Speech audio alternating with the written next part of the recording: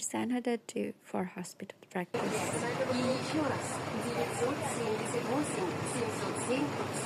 প্রতিদিনের মতো বাচ্চার জন্য অপেক্ষা, বাস আসলো।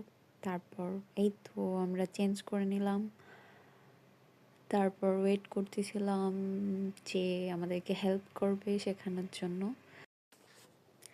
That you will learn intramuscular injection.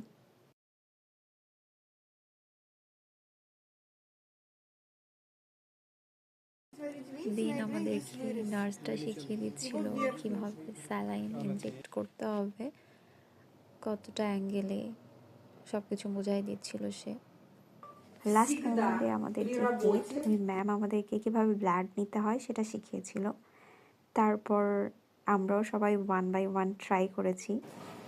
নতুন একটা অভিজ্ঞতা আর কি, খুব ভালো ছিল। তারপর আমরা শেষ করে হোস্টেলের দিকে চলে এসেছি।